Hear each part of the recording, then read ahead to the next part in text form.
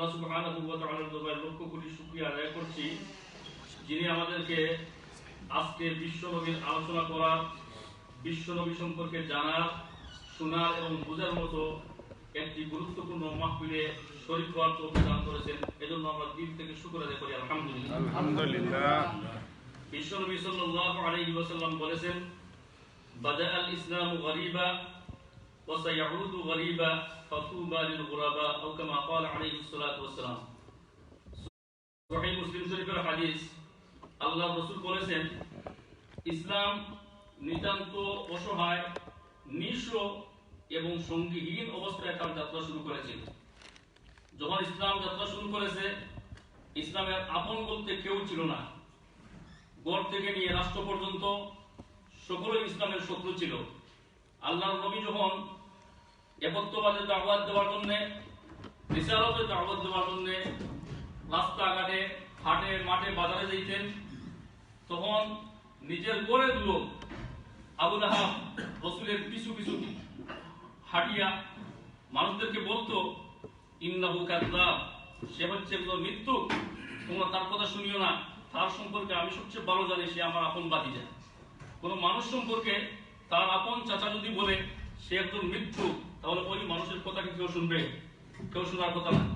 এভাবে রাসূল করিম সাল্লাল্লাহু আলাইহি ওয়াসাল্লাম পদে পদে, ধাপে ধাপে, গড় থেকে, আপনজন থেকে, সোসাইটি থেকে, সমাজ থেকে, রাষ্ট্র থেকে, সর্বক্ষেত্রে আল্লাহর রাসূল বাধাগ্রস্ত হয়েছে। রাসূল করিম সাল্লাল্লাহু আলাইহি ওয়াসাল্লাম বলেছেন, ওয়া সায়াউদু গরীবা, ইসলাম যেভাবে তার যাত্রা শুরু করেছিল, অচিরেই সেই ইসলাম আবার নিঃস্ব, অসহায় হয়ে পড়বে। গোটা বিশ্বে ইসলামের আপন বলতে কেউ থাকবে না। আজকে আমরা দেখছি গোটা বিশ্ব জুড়ে মুসলমান নিধনের এক মিশন চলতেছে। আজকে মুসলমানরা নির্যাতিত হচ্ছেন ইন্ডিয়াতে, ফিলিস্তিনে মুসলমান নির্যাতিত হচ্ছেন, চায়নায় মুসলমান নির্যাতিত হচ্ছেন, সেন্ট্রাল আফ্রিকায়, বার্মায়। আজকে গোটা বিশ্ব জুড়ে শুধু মুসলমানদের কান্না আর কান্না। এই অবস্থায় আমাদের করণীয় কি? আমাদেরকে নবী করিম সাল্লাল্লাহু আলাইহি ওয়াসাল্লাম সেই করণীয় বিষয় সম্পর্কেও আল্লাহর রাসূল সুস্পষ্ট নির্দেশনা দিয়ে গেছেন। আল্লাহর রাসূল বলছেন, ফাতুবা লিল গুরাবা, সেই দুঃসময়ে, ইসলাম মিলনের সেই চূড়ান্ত মুহূর্তে যে সমস্ত মানুষ পৃথিবীতে ইসলামকে টিকিয়ে রাখার জন্য, ইসলামের আওয়াজকে গ্রহণ করার জন্য, আল্লাহর দ্বীনকে প্রতিষ্ঠা করার জন্য তারা তাদের জান দিয়ে, তাদের মাল দিয়ে, তাদের শ্রম দিয়ে, সময় দিয়ে, সব কিছু দিয়ে তার চেষ্টা করবে, তাদের জন্য হচ্ছে সুসংবাদ। আমরা তার প্রতিশ্রুতি, তার প্রতিফলন পাই কোরআনে কারীমের একটি আয়াতে। আল্লাহ বলছেন, ইন্নাল্লাহা ইশতারা মিনাল মুমিনিনা আনফুসাহুম ওয়া আমওয়ালাহুম বিআন্না লাহুমুল জান্নাহ ইউকাতিলুনা ফি সাবিলিল্লাহ ফায়াকতুলুনা ওয়া ইউকতালুন। নিশ্চয় আল্লাহ মুমিনদের জান এবং মালকে কিনে নিয়েছেন জান্নাতের বিনিময়ে। তাদের দায়িত্ব হচ্ছে তারা আল্লাহর রাস্তায় লড়বে, তারা শত্রুদেরকে মারবে এবং সে পথে মরবে। আমরা জানি বিশ্বনবী মুহাম্মদ সাল্লাল্লাহু আলাইহি ওয়াসাল্লাম মুতার যুদ্ধে যখন শত্রুদের থেকে আক্রান্ত হওয়ার ভয়ে দেখছিলেন, আল্লাহর রাসূল 3000 সৈন্যকে সারিবদ্ধভাবে দাঁড় করিয়ে বলছিলেন, যায়েদ ইবনে হারিসা, তুমি হচ্ছ নেতা, তুমি মুসলমানদেরকে নেতৃত্ব দিবে।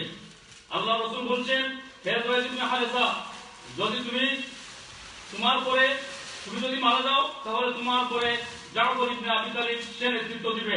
যদি জাফর ইবনে আবু তালিব সেও যদি মারা যায়, তাহলে আব্দুল্লাহ ইবনে রাওয়াহা সে নেতৃত্ব দিবে। সাহাবায়ে কেরামের বুঝতে আর বাকি থাকে নাই, রাসূল পরপর 3 জন আমিরের কথা বলছেন। একটা সংগঠনের, একটা জিহাদের নেতৃত্ব দেওয়ার জন্য আসলে আমির কয়জনের প্রয়োজন হয়? একজন না তার চেয়ে বেশি? একজন। কিন্তু রাসূল পরপর 3 জন সাহাবীর নাম উল্লেখ করেছেন। সাহাবায়ে কেরাম বুঝতে পারছেন যে আর এই 3 জনের মধ্যে কেউ ফিরে আসবেন না। যেহেতু আল্লাহর রাসূল বলছেন, ওই 3 জন বিদায় হয়ে গেলে তোমরা পরবর্তী আমির তোমরা নিজেদের মধ্যে থেকে নিযুক্ত করে নিও।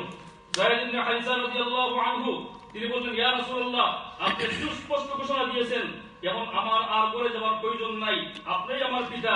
আর আম্মা জান আয়েশা রাদিয়াল্লাহু তাআলা আনহা গড় থেকে আপনার কথা শুনেছেন, আমার এখানে বিদায় হয়ে গেছে, আমি জিহাদে যাওয়ার জন্য প্রস্তুত।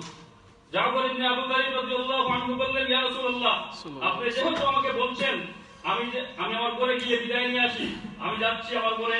তিনি ঘরে গেলেন, আর ঘরে গিয়ে বললেন, হে আমার প্রিয়তমা স্ত্রী, রাসূল আমার নাম ঘোষণা করেছেন, এবং আমার নামের পরে আরেকজন লোকের কথা বলছেন সে নেতৃত্ব দিবে, সেটাই প্রমাণিত হয় যে আমার আর এই যুদ্ধ থেকে ফিরে আসা সম্ভব হবে না। হয়তো তোমার সাথে আজকে এই শেষ দেখা, আমি আজকে হয়তো তোমার কাছ থেকে বিদায় নিয়ে নিচ্ছি। যদি আমি মারা যাই তাহলে আমি যে পথে পরিচালিত হচ্ছি আমার সন্তানদেরকেও তুমি সেই পথে পরিচালিত করিও। হযরত জাফর ইবনে আবি তালিব রাদিয়াল্লাহু আনহুর মুখ থেকে এই কথাটা শুনে গলা কাটা একটা মুরগের মতো ছটফট করে শুধু সিয়াব বলছিলেন, যেহেতু আল্লাহ রাসূল আপনার নাম বলেছেন, সুতরাং আমার আপনাকে বারণ দেবার কোনো শক্তি নাই। শুধু আপনার দরবারে আমার একটাই অনুরোধ, আল্লাহর কাছে আমি ফরিয়াদ করি, আল্লাহ যেন আপনাকে গাজী হিসেবে ফিরিয়ে নিয়ে আসেন। জাফর ইবনে আবি তালিব রাদিয়াল্লাহু আনহু উনি খামা থেকে তরবারি বের করে তরবারির উল্টা দিক দিয়ে মৃদু আঘাত করে ওয়াইফকে বললেন যে, হে প্রিয়তমা স্ত্রী, আল্লাহ রাসূল যখন বলেছেন আমার পরে আরেকজন নেতৃত্ব দিবে, সেখানে সুস্পষ্ট হয়ে গেছে আমি আর গাজী হয়ে ফিরে আসবো না, আমি শহীদ হয়ে যাব। রাসূলের ইচ্ছার বিরুদ্ধে তুমি দোয়া করো না, দোয়া করো আল্লাহ যেন আমাকে জান্নাতি বাসী বানান। এই কথা বলেই তিনি যুদ্ধের দিকে রওনা হয়ে গেলেন। আর পিছে গলা কাটা মুরগের মতো ওয়াইফ ছটফট করতেছিলেন, সাথী সঙ্গী ওনার ছেলে মেয়ে সবাই চিৎকার করছিল, আব্বু আব্বু তুমি কোথায় যাচ্ছ? কিন্তু রাসূলের নির্দেশে কোনো ব্যাঘাত ঘটবে এজন্য মুহূর্তের জন্য তিনি ফিরিয়ে তাকান নাই, জিহাদের দিকে ছুটলেন।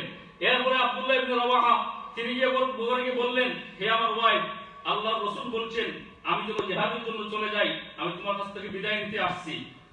প্রিয়তমা স্ত্রী বললেন যে আপনার সাথে আমার বিবাহ হয়েছে, এখন পর্যন্ত বাসর রাত হলো না।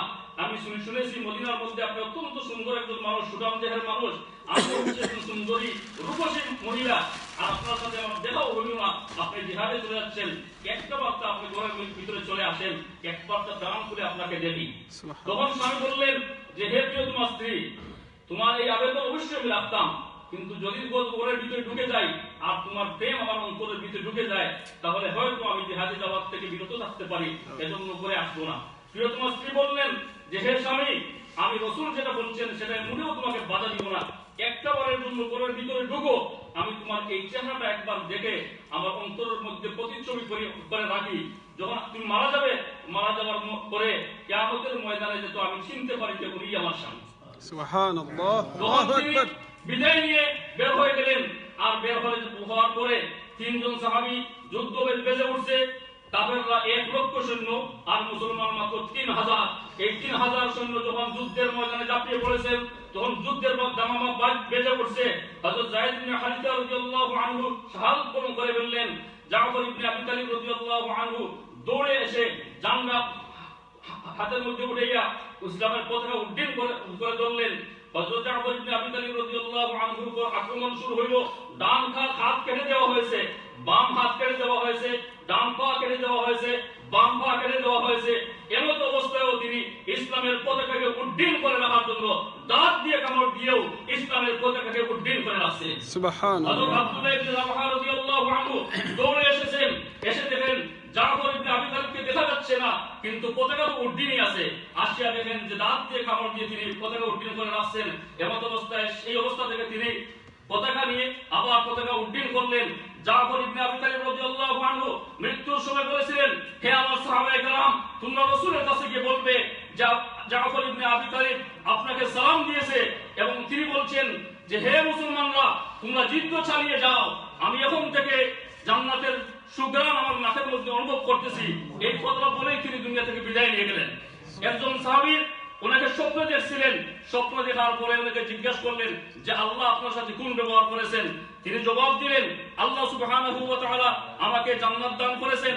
আর জান্নাত দান করার পরে বললেন, হে জাফর ইবনে আবি তালিব, তুমি কি আল্লাহর কাছ থেকে কোনো কিছু চাও? তখন জাফর ইবনে আবি তালিব বললেন, হে আল্লাহ, আমি আর কিছুই চাই না, আমি একটা জিনিসই চাই যে পৃথিবীর মধ্যে আমি আবারও ফিরে যাব, আর রাসূলের নির্দেশ অনুযায়ী আমি যুদ্ধ করব, আর যুদ্ধ করে আমি শাহাদাত বরণ করে আবার তোমার কাছে ফিরে আসবো। এই ছিল সাহাবায়ে কেরামের সংগ্রাম, এই ছিল সাহাবায়ে কেরামের প্রতিজ্ঞা। এজন্য গুটি কয়েকজন সাহাবী অর্ধ পৃথিবী শাসন করে পুরা বিশ্বের বুকে মুসলমানদের মান, মুসলমানদের ইজ্জত, মুসলমানদের আবরুকে হেফাজত করেছিলেন।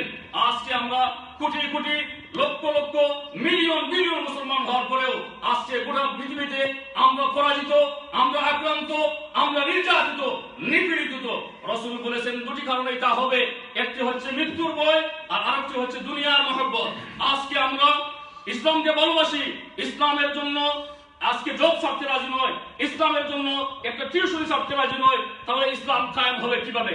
তাই সংগ্রামী ভাইরা, আজকের এই সিরাত মাহফিল থেকে আমরা প্রতিজ্ঞা করি, আমরা যতদিন পর্যন্ত গোটা বিশ্বের মুসলমানদের নিরাপত্তার বিধান না হবে, মুসলমানরা সংরক্ষিত না হবে, ততক্ষণ পর্যন্ত আমরা কোনো পিছপা হব না। হয়তো জান দিব, নতুবা আল্লাহর রাস্তায় আমরা শহীদ হব। সবাই বলে ইনশাআল্লাহ। ইনশাআল্লাহ।